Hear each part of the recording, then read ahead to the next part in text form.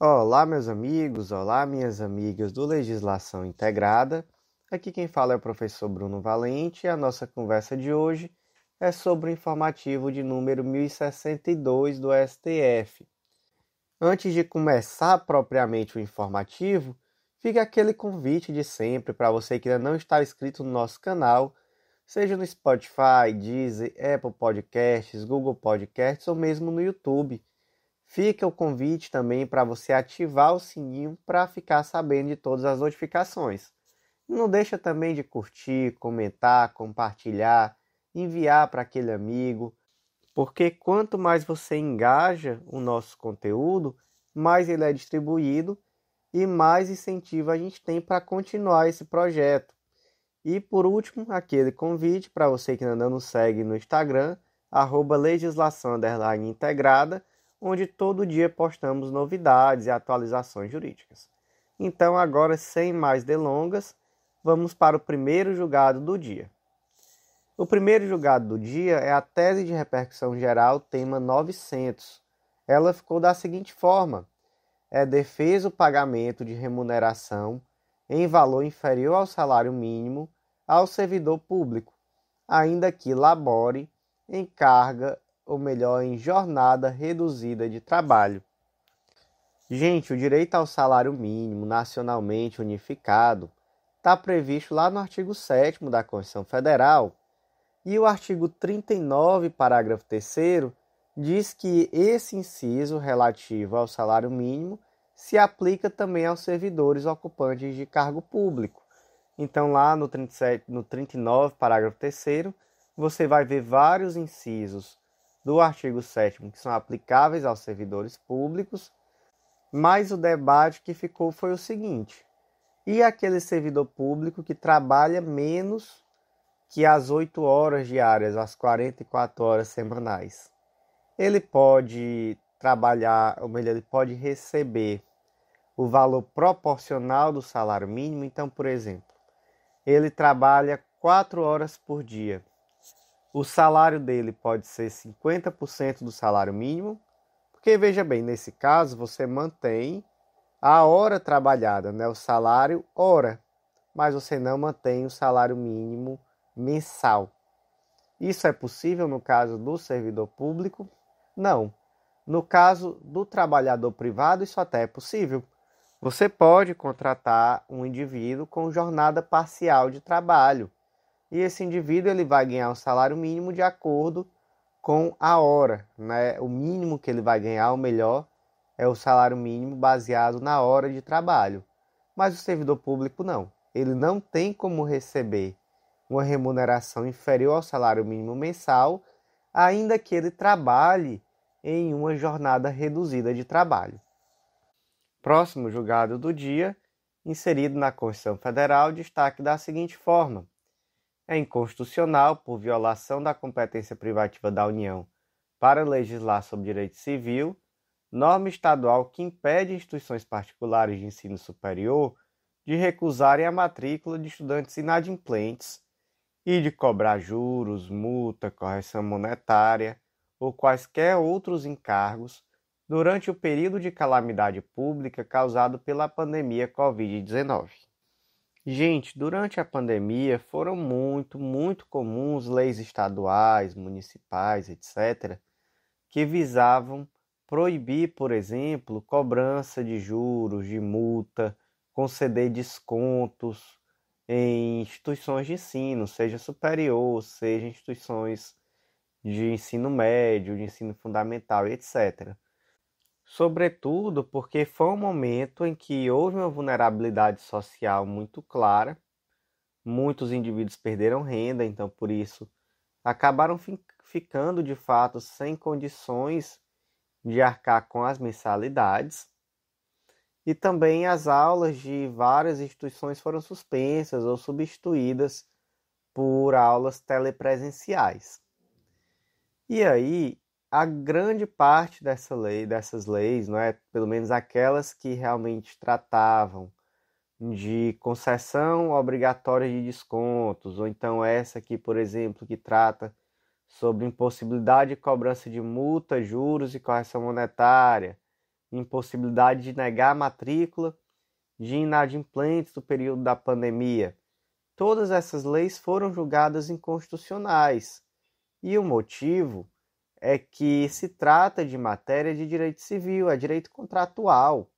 E direito contratual, como matéria de direito civil, é de competência privativa da União para legislar. Está lá no artigo 22, inciso 1. Então, gente, muito cuidado. Essas leis que tratam sobre questões contratuais, né, impossibilidade de cobrar juros, concessão de desconto em relação a instituições de ensino, todas as que foram julgadas pelo STF foram julgadas inconstitucionais. Mesmo sentido, aquelas que tratam sobre planos de saúde também, que foram várias. Então, tratou de direito contratual, competência privativa da União para legislar. E é interessante que quase sempre os julgados sobre esses temas começam com uma frase que é mais ou menos assim: muito embora a boa intenção do legislador estadual, muito embora a boa intenção do legislador municipal, aí trata-se de matéria inconstitucional. É quase sempre destacando a boa intenção, mas ressaltando, acima de tudo, a inconstitucionalidade. Próximo julgado do dia, inserido na Constituição Federal, destaque da seguinte forma: os partidos políticos podem, no exercício de sua autonomia constitucional, estabelecer a duração dos mandatos de seus dirigentes, desde que compatível com o princípio republicano da alternância de poder, concretizado por meio da realização de eleições periódicas em prazo razoável.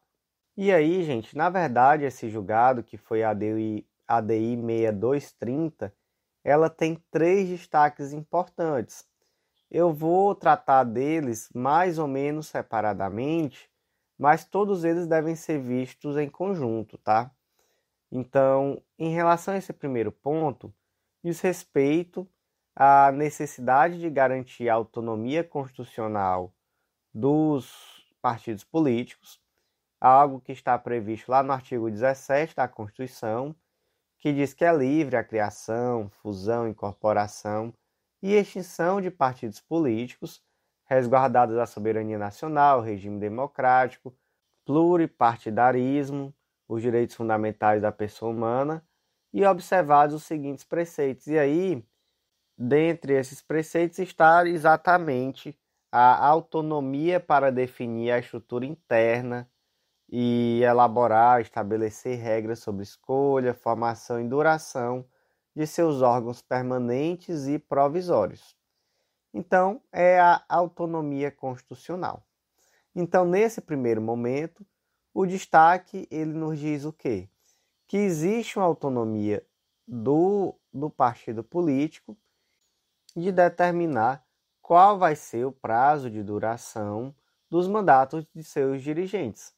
O único detalhe aqui é a necessidade de observância de alternância de poder. E essa necessidade de alternância de poder, ela é caracterizada por eleições periódicas em prazo razoável. E aí no próximo destaque a gente vai pensar um pouco sobre o que seria esse prazo razoável. O que o segundo destaque nos conta? Que é inconstitucional a previsão de até 8 anos para a vigência de órgãos provisórios dos partidos políticos, para evitar distorções ao claro significado de provisoriedade. Notadamente porque nesse período podem ser realizadas distintas eleições em todos os níveis federativos. O problema aqui é que a Lei 13831 de 2019, ela alterou a Lei 99.6 de 95, que é a Lei dos Partidos Políticos, dizendo que o prazo de vigência dos órgãos provisórios dos partidos políticos poderá ser de até 8 anos.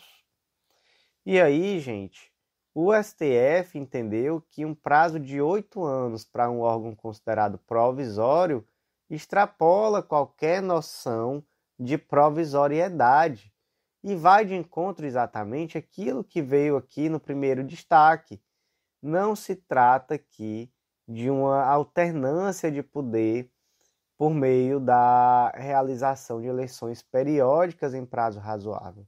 Não é um prazo razoável 8 anos. Veja bem, no Brasil nós temos eleições a cada 2 anos.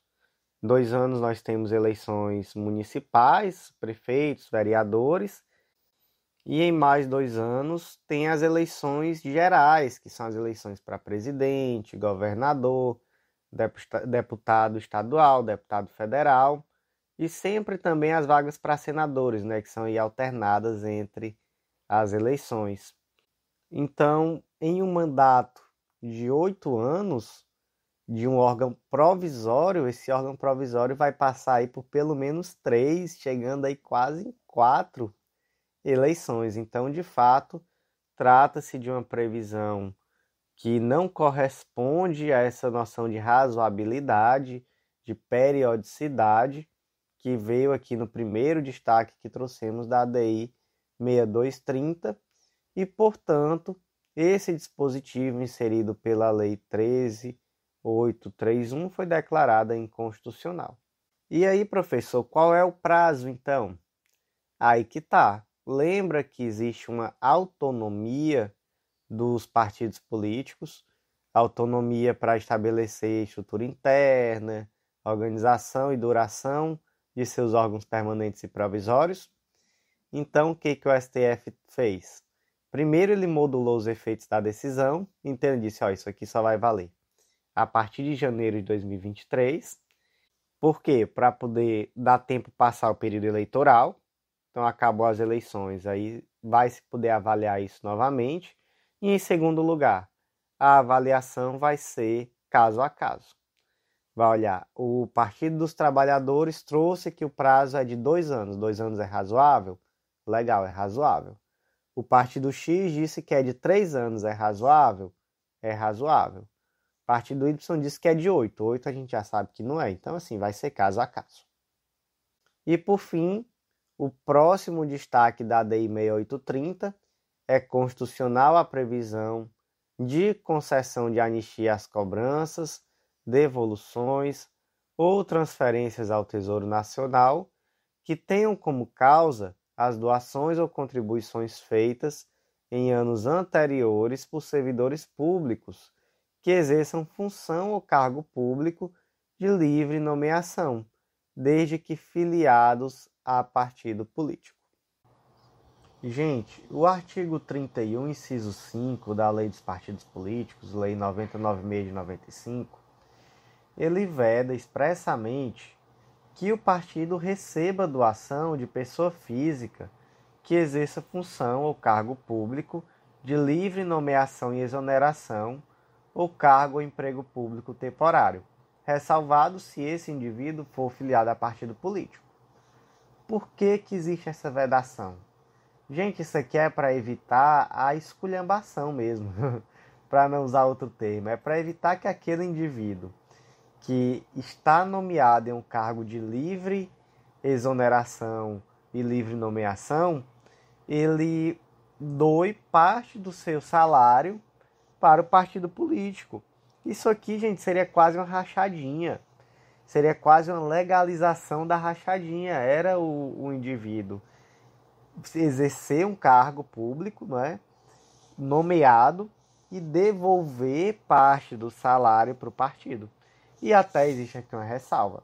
Se ele for filiado a partido político, ainda se ressalva essa possibilidade. E, enfim, o que até isso eu entendo como questionável, mas ok. Acontece que o artigo 55D, que foi inserido pela Lei 13.831, ele trouxe uma anistia da devolução desses valores, das multas que foram aplicadas em relação a esse tipo de doação. E aí a ADI julgou a constitucionalidade desse dispositivo, mas entendeu que se tratava de um dispositivo constitucional. E os pontos aqui são 2. Primeiro, é possível a lei prever esse tipo de anistia? E aí, quanto a isso, existe aí um certo consenso de que sim. a lei pode sim anistiar. Esse é o ponto 1. E o ponto 2 é necessário atender o artigo 113 da ADCT, que vai determinar a necessidade que exista um estudo de estimativa de impacto financeiro e orçamentário para que haja essa renúncia a recurso financeiro. E aí o STF entendeu que nesse caso não, porque essa anistia ela é de cunho eleitoral e não de cunho tributário. Então, esses valores eles não compõem o orçamento público. Não há aqui um caráter fiscal.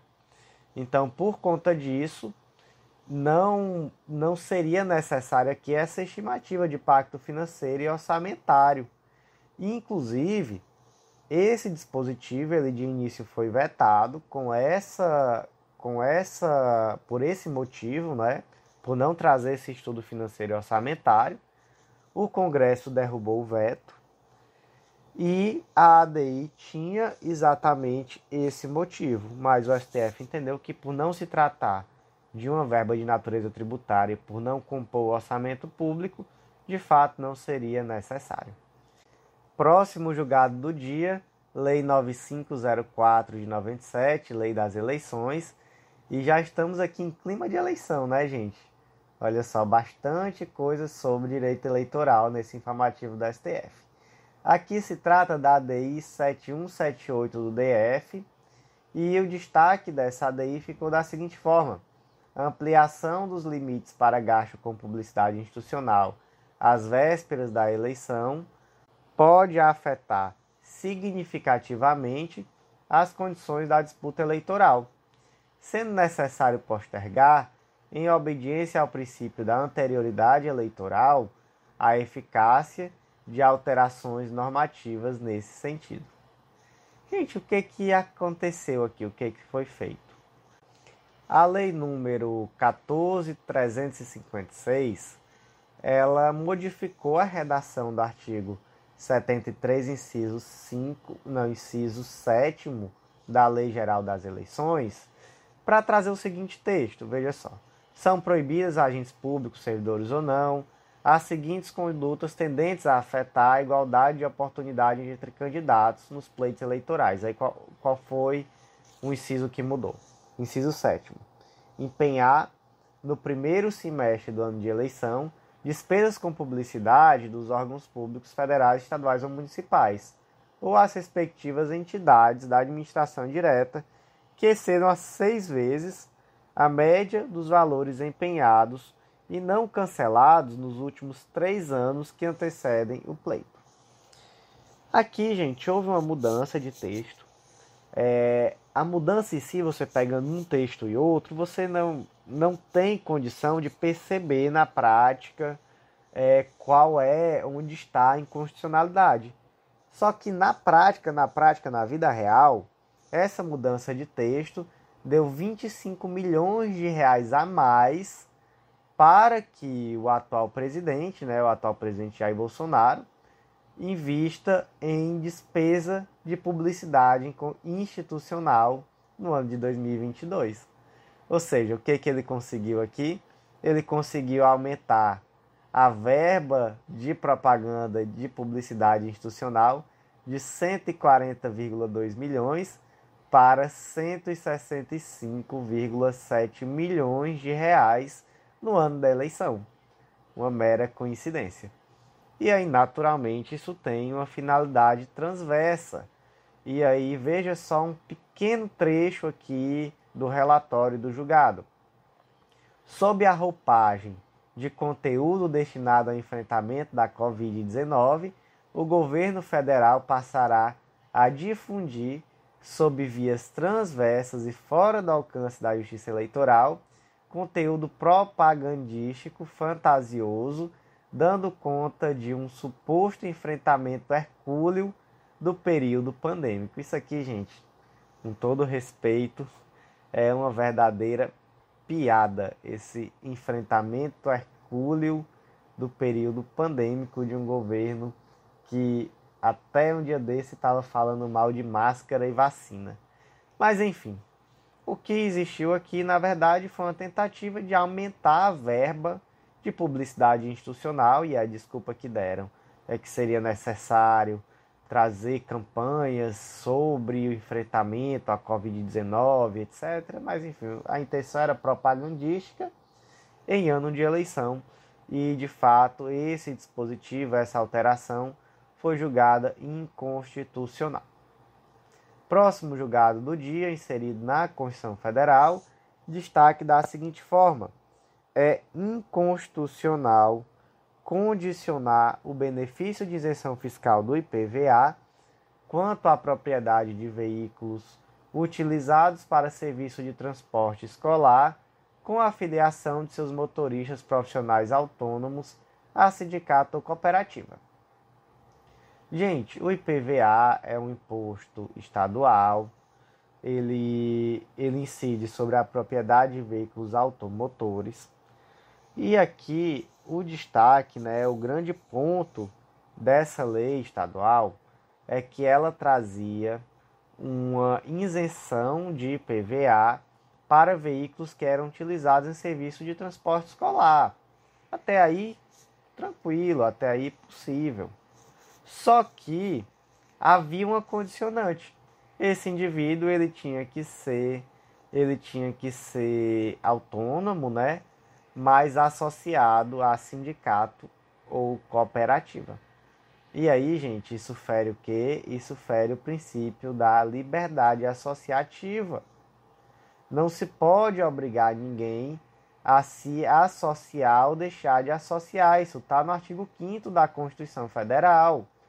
Então, esse dispositivo, que, para ser mais exato aqui, é a lei número 14.937 de 2003, no caso é o artigo 3º, inciso 17 dessa lei, lá do estado de Minas Gerais, foi declarada inconstitucional exatamente porque não é possível essa violação ao princípio da liberdade associativa. Próximo julgado do dia, também inserido na Constituição Federal, destaque da seguinte forma: é constitucional a instituição, por meio de lei estadual, de taxas de controle, monitoramento e fiscalização de atividades de pesquisa, lavra, exploração e aproveitamento de recursos minerários. Gente, as taxas, como nós já sabemos, elas são uma espécie de tributo, está prevista lá no artigo 145, inciso 2 da Constituição Federal, e elas são aplicadas em razão do exercício do poder de polícia ou pela utilização efetiva ou potencial de serviços públicos, sejam eles divisíveis, e prestados ao contribuinte ou postos à sua disposição.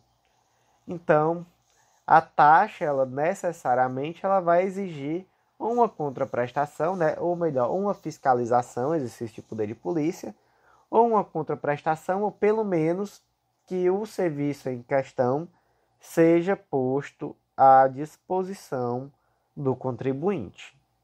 Então, vamos lá. O Estado-membro tem competência administrativa para fiscalizar recurso hídrico e mineral? Tem. Então, primeiro ponto, fiscalizar, poder de polícia aqui, fiscalização de recurso hídrico, e mineral. Segundo ponto, então, já pegando esse gancho do primeiro ponto, se pode fiscalizar, pode cobrar taxa? Pode, mas é necessário uma proporcionalidade entre aquilo que está sendo exercido nessa fiscalização e a taxa a ser cobrada. E aí, qual foi o critério que essa normativa estadual adotou? O critério foi a utilização do volume de minério extraído para quantificação da taxa a ser paga.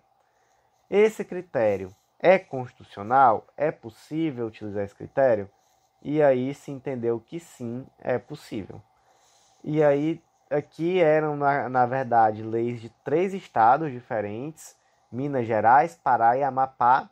As leis foram julgadas constitucionais, então é possível cobrar esse tipo de taxa e é possível também utilizar o critério do volume de minério extraído para definição do valor da taxa a ser cobrada. Então, gente, esse foi o nosso informativo de hoje. Por hoje foi isso. Agradeço muito a todos vocês que ouviram até o final e faço aquele convite de sempre para você que vem sempre aqui, nos escuta, mas ainda não conhece o nosso clube de membros, o Clube da Lei. Não deixa de acessar legislaçãointegrada.com.br. Lá você vai encontrar um material 100% atualizado, completo, tudo o que você precisa para um estudo completíssimo de lei seca e jurisprudência. Vários planos de leitura, todos disponíveis para os assinantes, e planos de leitura que se relacionam, permitindo que você tenha um estudo sempre com continuidade, ou seja, é organização e continuidade de estudo por um material completo, atualizado e integrado. É o que você precisa para aprovação em qualquer concurso de carreira jurídica. E pelo menos em termos de lei seca e jurisprudência, que de fato são hoje os grandes pilares das questões de concurso, você pode ter certeza que no Clube da Lei você vai ter aquilo que é necessário. Então, gente, muito obrigado por estar aqui. Não deixa de mandar esse podcast para aquele amiguinho que ainda não nos conhece. Ajuda a disseminar esse conhecimento, a dar frutos a esse trabalho. Agradeço muito a vocês e até a próxima.